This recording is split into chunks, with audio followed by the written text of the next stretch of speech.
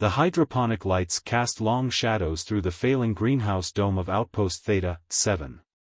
Rowan Pierce stood among the withering plants, his hands deep in the soil sensors, trying to understand why nothing would grow.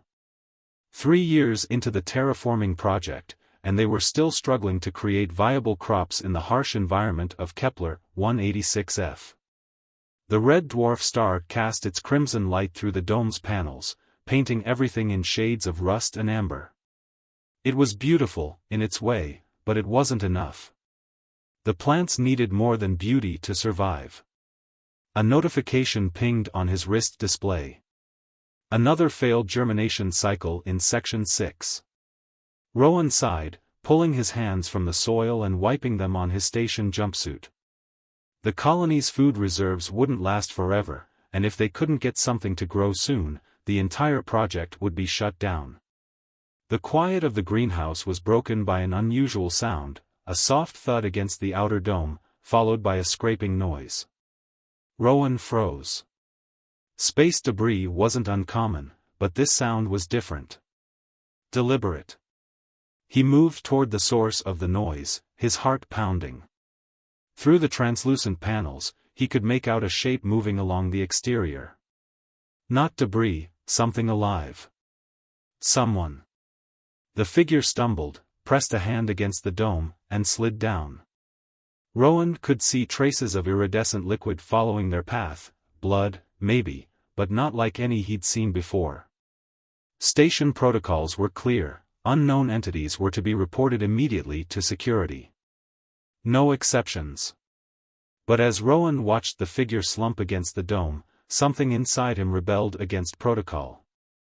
He'd come to this distant world to help life flourish, not to turn away from it. Moving quickly, he activated his emergency override on the dome's maintenance airlock. The external sensors showed breathable atmosphere, whatever was out there could survive in it. As the outer door cycled open, Rowan got his first clear look at the visitor. She was humanoid, but clearly not human. Her skin had a subtle, shifting pattern like the surface of a soap bubble, and her hair seemed to float as if suspended in liquid, despite the planet's normal gravity. Her eyes, when they fluttered open, had vertical pupils like a cat's, set in irises that swirled with colors he had no names for. "Help," she whispered in perfect English, before losing consciousness. Rowan acted without further hesitation. He lifted her, she was surprisingly light, and carried her through the airlock into the greenhouse. His mind raced through options.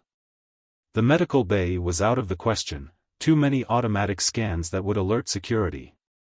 His private lab in the back of the greenhouse would have to do.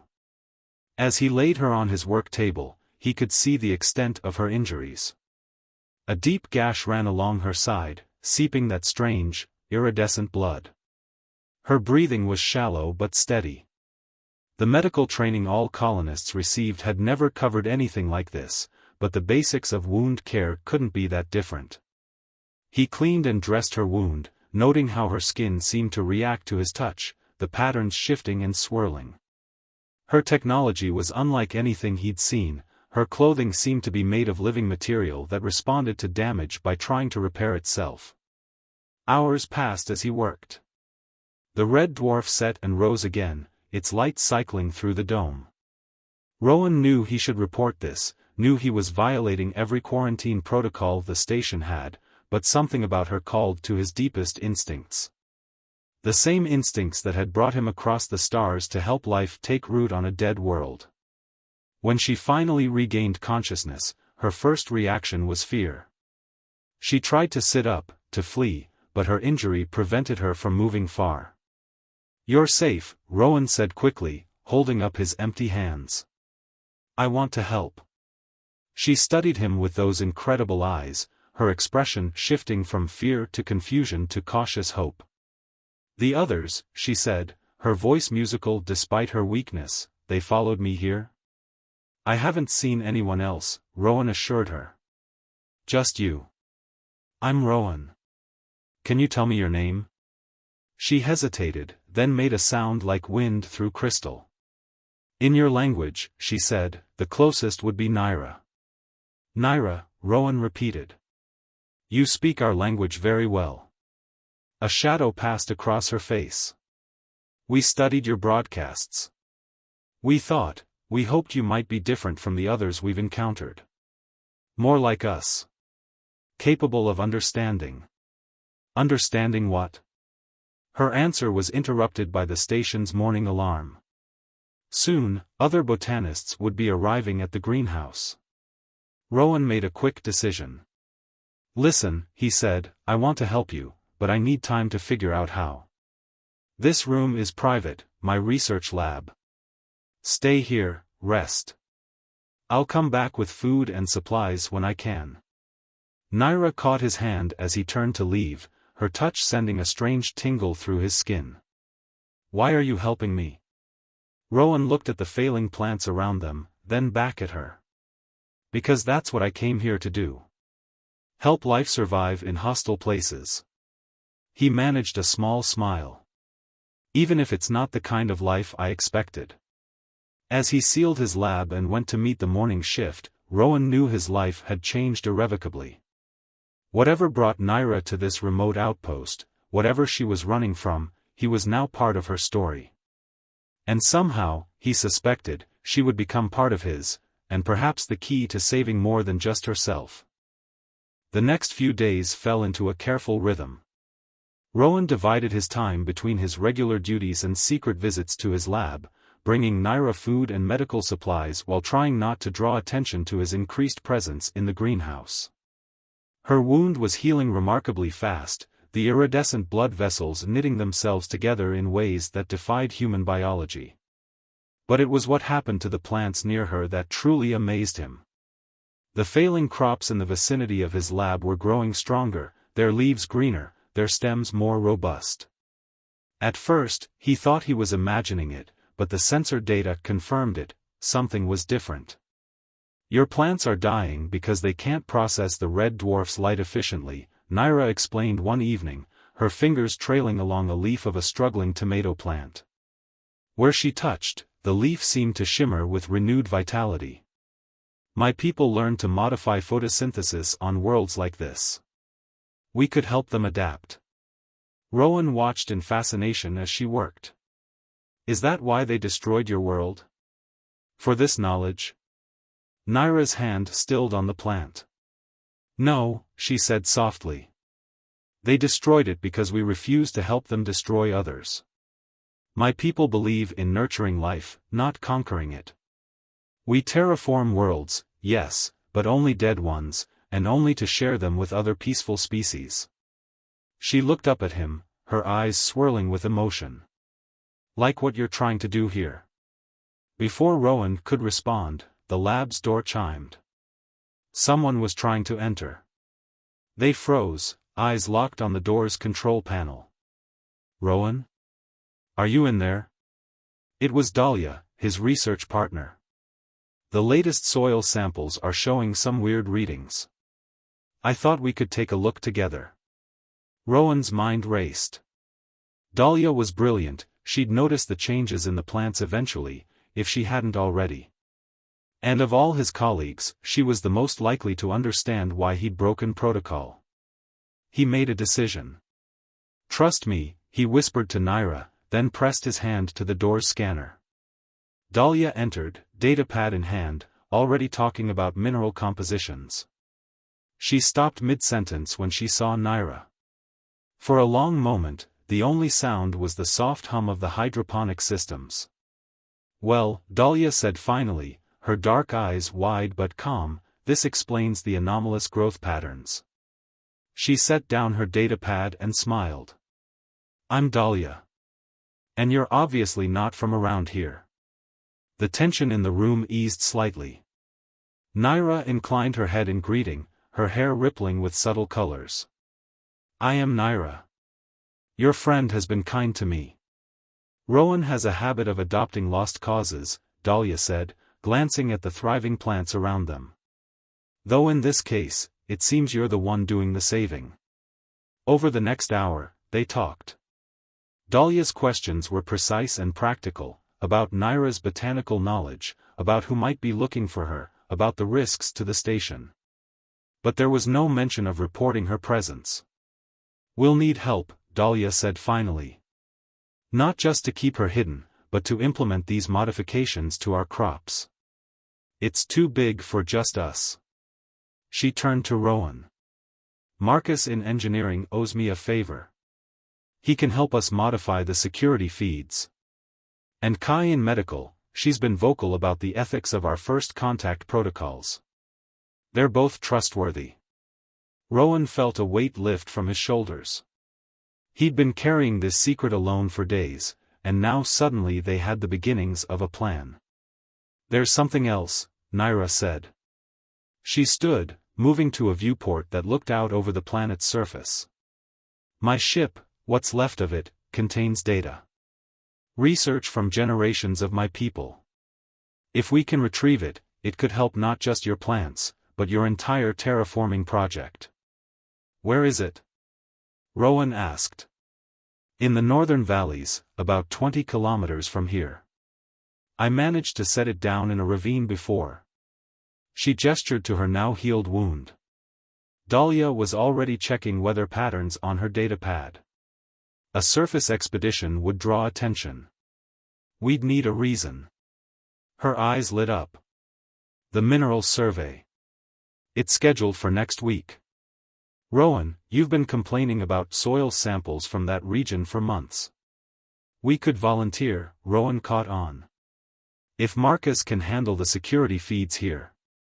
And I can monitor Naira's vitals remotely," Dahlia added. "Make sure there are no unforeseen reactions to our environment."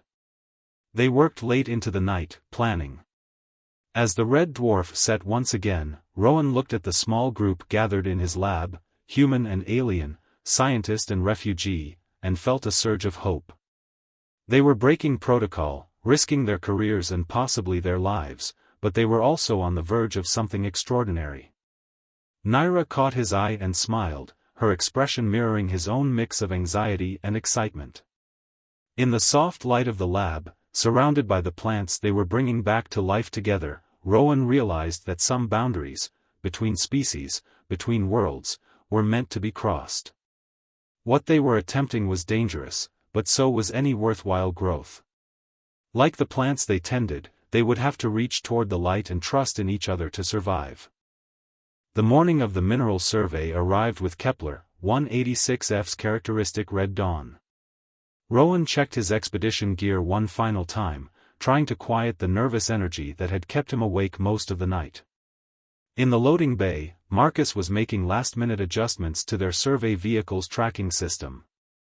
"It'll loop the same data for 4 hours," Marcus explained, his fingers dancing across the control panel. "As far as control knows, you'll be taking samples in a nice, boring grid pattern."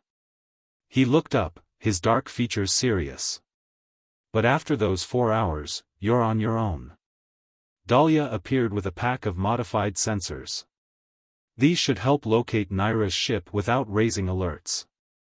I've calibrated them to look for the same energy signature her cellular structure gives off." She hesitated, then pulled Rowan into a quick hug. "Be careful out there."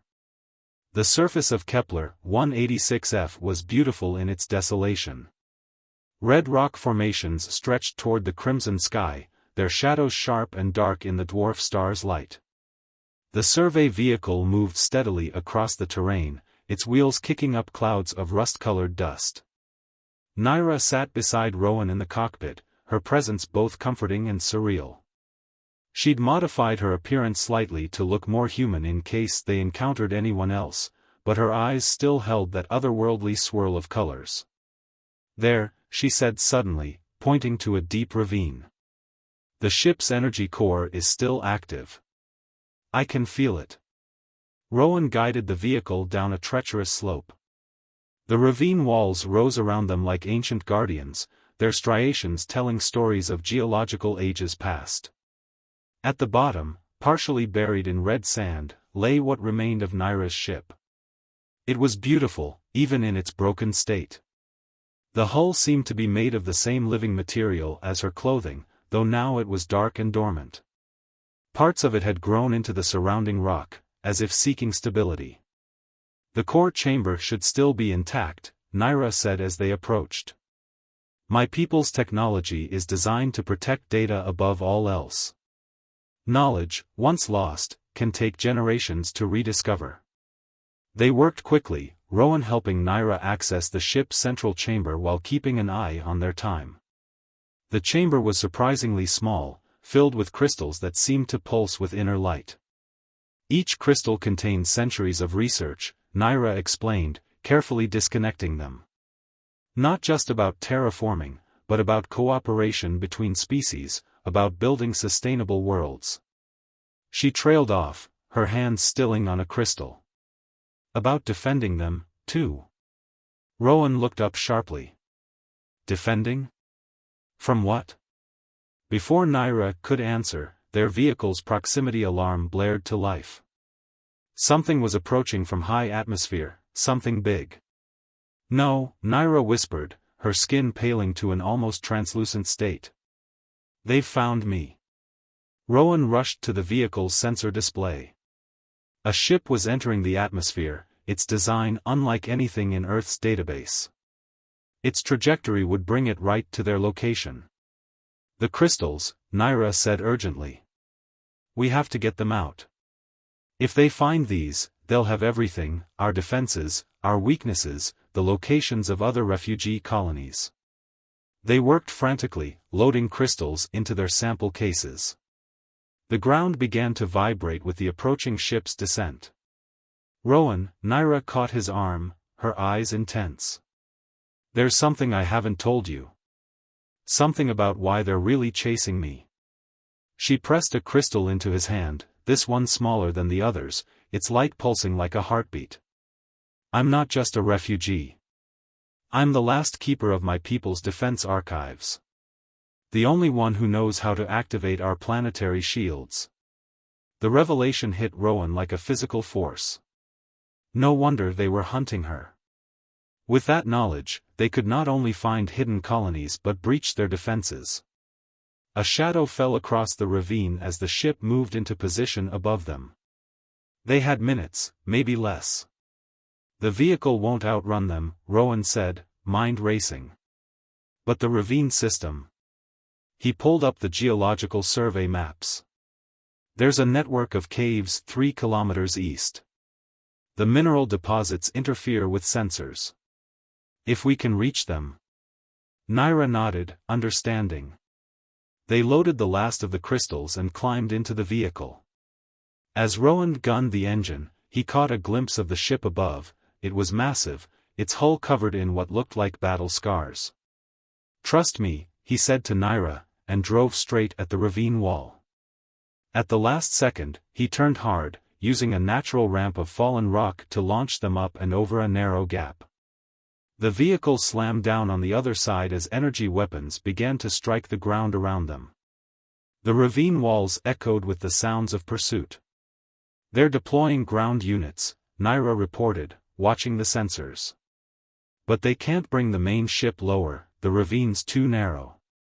Rowan drove like he'd never driven before, using every bit of his knowledge of the terrain. The vehicle's motors whined in protest as they took turns at dangerous speeds, scraping against rock walls, bouncing through dry river beds. The cave system appeared ahead, a dark maw in the red rock.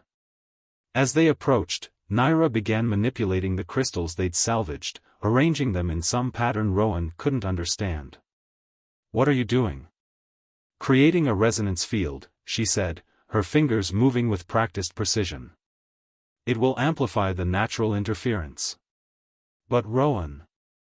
She met his eyes. Once we're inside, we'll be cut off. No communication with the station. No way to call for help. Behind them, the sounds of pursuit grew closer. Above, the enemy ship was trying to maintain visual contact, its shadow flickering across their path. Rowan thought of the station, of Dahlia and Marcus waiting for their return, of everything they'd worked for. Then he thought of the trust Naira had placed in him, and the knowledge she protected, knowledge that could save or doom entire worlds. Sometimes, he said, steering toward the caves, you have to leave the light to protect it. The darkness of the cave mouth swallowed them just as the first energy blast struck where they had been moments before. As the resonance field activated, the last thing Rowan saw in his rearview display was the frustrated circling of the massive ship, unable to follow. They were safe, for now. But they were also trapped, deep in the heart of an alien world, with no way to contact their allies and no clear path forward. As the vehicle's lights illuminated the twisting cave passages ahead, Rowan realized their journey was far from over. In fact, it was just beginning. The cave seemed to breathe around them, their crystalline walls reflecting the vehicle's lights in mesmerizing patterns. They'd been driving for hours through the twisting passages, going deeper into the planet's crust, until Rowan finally brought them to a stop in a vast underground chamber. The space was a natural cathedral, its ceiling lost in darkness above them. But what caught their attention were the walls. They were covered in patterns similar to the crystals from Naira's ship, pulsing with a faint, bioluminescent glow. "This is impossible," Naira whispered, her hand pressed against the cave wall. "These are ancestral markers. My people, we were here before." Rowan joined her, studying the patterns. "You mean your people visited this planet?" "More than that." Naira's eyes were wide with wonder. "These markers suggest they tried to terraform it, thousands of years ago." She moved along the wall, reading. But something went wrong.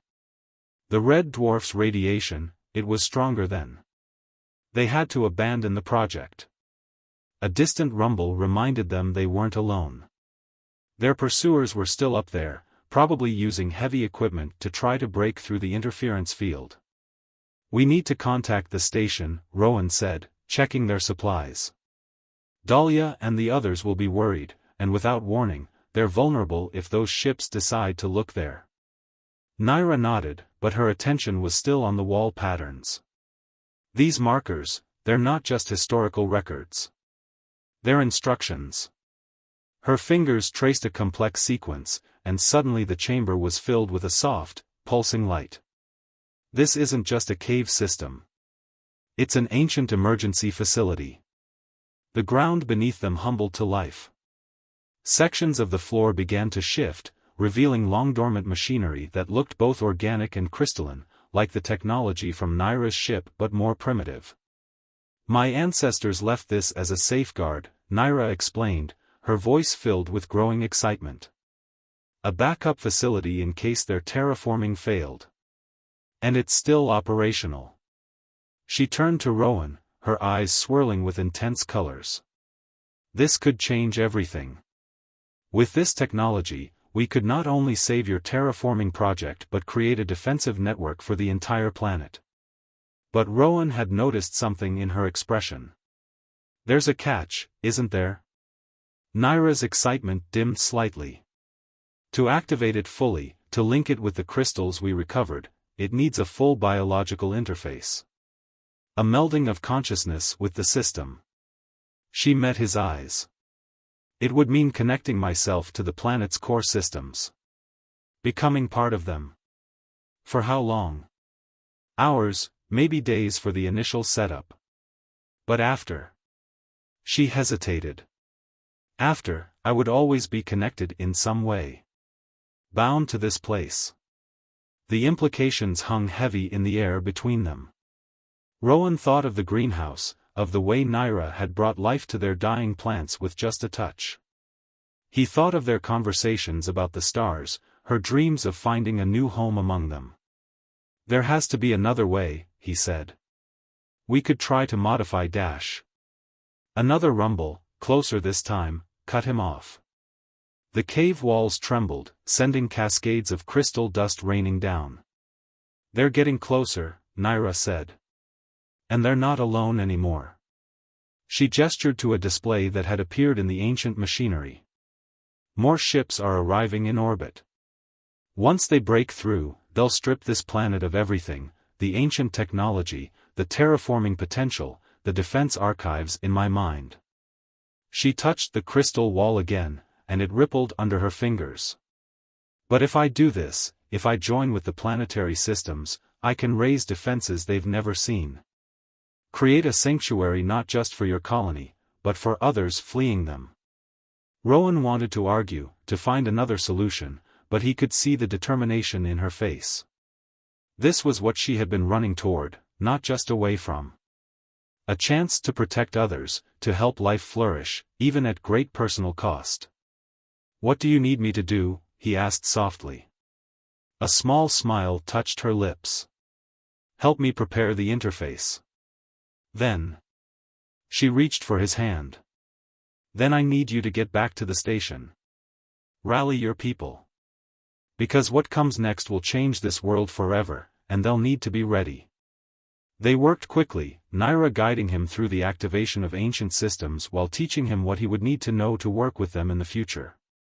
The chamber hummed with increasing energy, the crystalline patterns on the walls growing brighter.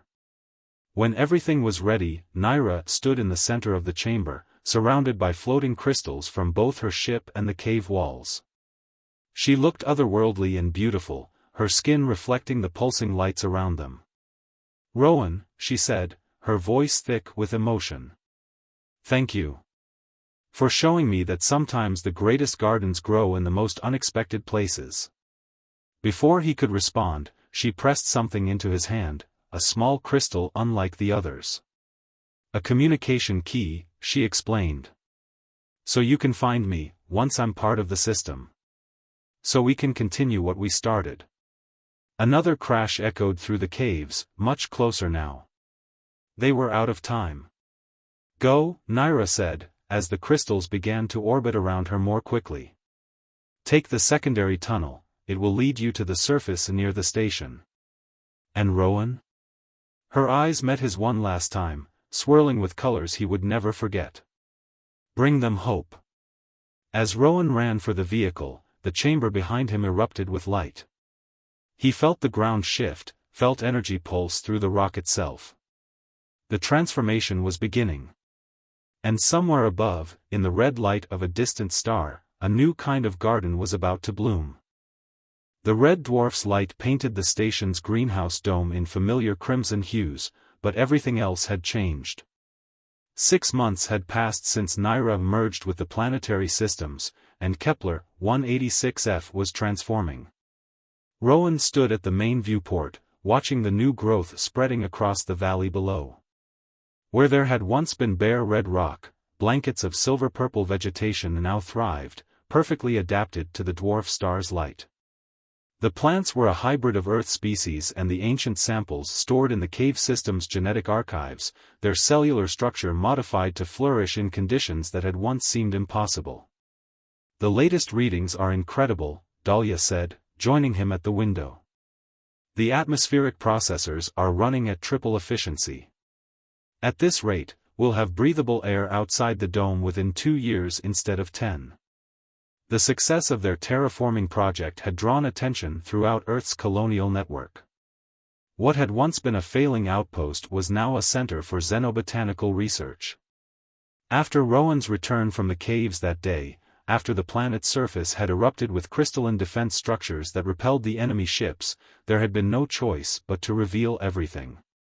To his surprise, Earth's colonial authority had been more fascinated than angry. The discovery of ancient terraforming technology, combined with the obvious results, had opened new possibilities for human expansion among the stars. More importantly, it had opened dialogues with other species who had been hiding from the same enemies Naira had fled. "The diplomatic shuttle is landing," Marcus called from his monitoring station. "Looks like the Centaurian delegation made good time." Through the dome, Rowan could see the shuttle touching down on the new landing pad. It would be the third alien species to visit them this month, all drawn by the promise of what they were creating here, not just a habitable world, but a blueprint for cooperation between civilizations. But his thoughts, as always, were drawn to Naira. He reached for the communication crystal she had given him, warm and pulsing against his chest. Through it, he could feel her presence, woven through the planet's systems like threads of light. She was everywhere now, in the growth of every plant, in the hum of the defense grid, in the very air they breathed. Their conversations were different now, carried out through impressions and shared sensations more than words. But they were no less meaningful.